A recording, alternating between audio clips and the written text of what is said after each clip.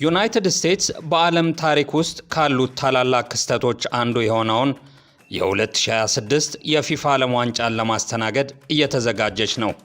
ለመጀመሪያ ጊዜ የዓለም ዋንጫ በ3 ሀገራት ዩናይትድ ስቴትስ፣ ካናዳ እና ሜክሲኮ የሚስተናገድ ሲሆን ዩናይትድ ስቴትስ የፍጻሜውን ጨዋታ ጨምሮ አብዛኞቹን ጨዋታዎች በማስተናገድ ረገድ ትልቁን ኃላፊነት ትወስዳለች።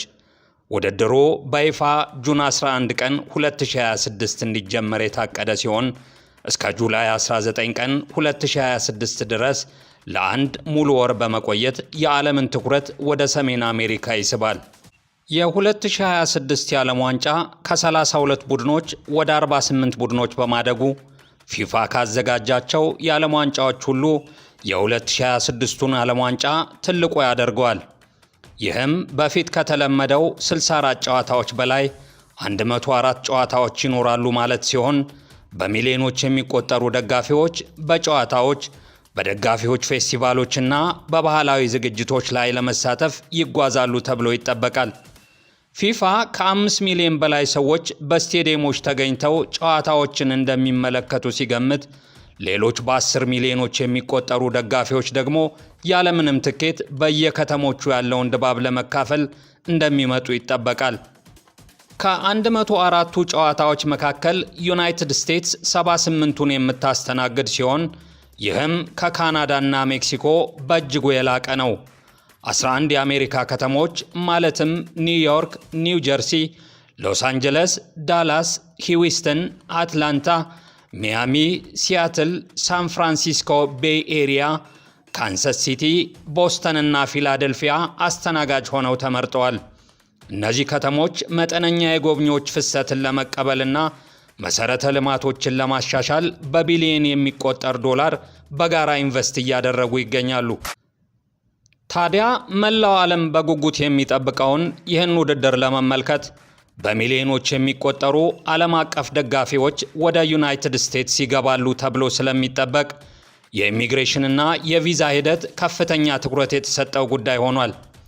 ከዚህ ጋር በተያያዘ የአሜሪካ መንግስት ፈጣን የቱሪስት ቪዛ አሰጣጥ ላይ እየሰራ በአሜሪካ ኤምባሲዎችና ቆንስላ ጽሕፈት ቤቶች የሰራተኞቹን ቁጥር እየጨመረ ከአየር መንገዶች ጋር ቅንጅቱን እያጠናከረና በውድድሩ ወቅት የጉምሩክና የድንበር ሰራተኞችን ቁጥር እያሰፋ ይገኛል። እኛም በዚህ መሰናዶ በሀገራችን ኢትዮጵያ የሚገኙ የእግር ኳስ አፍቃሪዎች ወደ አሜሪካ መጥተው የዓለም ዋንጫን ይታደሙ ዘንድ ዋና ጥያቄ የሆነውን የአሜሪካ ቪዛ የሚገኝባቸውን መንገዶች እንጠቁማችኋለን። እስከ ፍጻሜው አብራችሁን ቆዩ።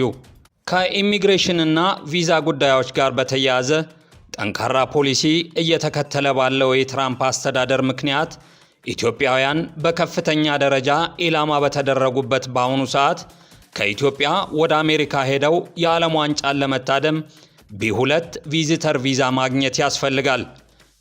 ይህ ቪዛ ለመዝናኛና ለቱሪዝም ለሚመጡ የውጭ ሀገር ዜጎች የተዘጋጀ የቪዛ አይነት ሲሆን የዓለም ዋንጫን ለመታደም ወደ አሜሪካ ለሚገቡ ሰዎችም የሚሰጠው የቪዛ አይነት ይህ ቢ2 የተሰኘው የቪዛ አይነት ነው። የቪዛ ሂደቱን ለማቃለል ደግሞ በ2025 መገባደጃ ላይ የአሜሪካ መንግስትና ፊፋ በመተባበር ፊፋ ፓስ የተባለ አዲስ አሰራር ይፋ አድርገዋል። ይህ አሰራር ትክክለኛ የጨዋታ ትኬት ያላቸው ደጋፊዎች የቪዛ ቀጠሮ በቶሎ እንዲያገኙ ቅድሚያ የሚሰጥ ስርዓት ነው። ይህን ፊፋ ፓስ የተባለውን አሰራር ለመጠቀምና ቪዛዎትን በቶሎ ለማግኘት ትኬቶን ከገዙ በኋላ በፊፋ ድረገጽ ላይ በሚገኘው ፕሮፋይል በኩል ማመልከት ይችላሉ። ነገር ግን ይህ አሰራር የቀጠሮ ጊዜን ያሳጥራል እንጂ ቪዛ እንደሚሰጠዎት ዋስትና አይሆንም። መሟላት ያለባቸው መስፈርቶች እንደተጠበቁ ናቸው። ወደ አሜሪካ ኤምባሲ ለቃለ መጠይቅ ከመሄዶ በፊት የሚከተሉትን ደረጃዎች ይከተሉ። በቅድሚያ ዲኤስ 160 ፎርም መሙላት ያስፈልገዎታል። ይህ የመጀመሪያውና ዋናው ደረጃ ሲሆን ዲኤስ 160 በኦንላይን የሚሞላ ማመልከቻ ነው። በመቀጠል የቪዛ ክፍያዎትን መፈጸም። በመጨረሻም በአዲስ አበባ የሚገኘውን የአሜሪካ ኤምባሲ የቪዛ ቀጠሮ በኢንተርኔት ማስያዝ ይጠበቅብዎታል። ቪዛዎትን ለማግኘት በሚሰጠዎት ቀጠሮ ቀንና ሰዓት ወደ አሜሪካ ኤምባሲ ሲገቡ የሚከተሉትን ማስረጃዎች ማቅረብ ተገቢ ነው። የጉዞ ትኬትና የቆይታ ወጪውን መሸፈን እንደሚችሉ የሚያሳይ ባንክ ስቴትመንት ማቅረብ። ይህም የገንዘብ አቅም እንዳለዎትና ትክክለኛ የቪዛ አመልካች መሆንዎትን የቪዛ ኦፊሰሩ እንዲያረጋግጥ ይረዳዋል። ከውድድሩ ፍጻሜ በኋላ ወደ ኢትዮጵያ ለመመለስ የሚያስገድዱ ሁኔታዎች፣ ለምሳሌ ቋሚ ሥራ፣ ንግድ ወይም ቤተሰባዊ ትስስር እንዳለዎት የሚያሳዩ ደብዳቤዎችን ማቅረብ። ይህም አሜሪካ ከገቡ በኋላ ጥገኝነት ጠይቀው ወይም በሌላ መንገድ የመቅረት ፍላጎት እንደማይኖርዎት እንደ ማረጋገጫ ሊቆጠር ስለሚችል ቪዛ የማግኘት ዕድልዎን ከፍ ሊያደርገው ይችላል።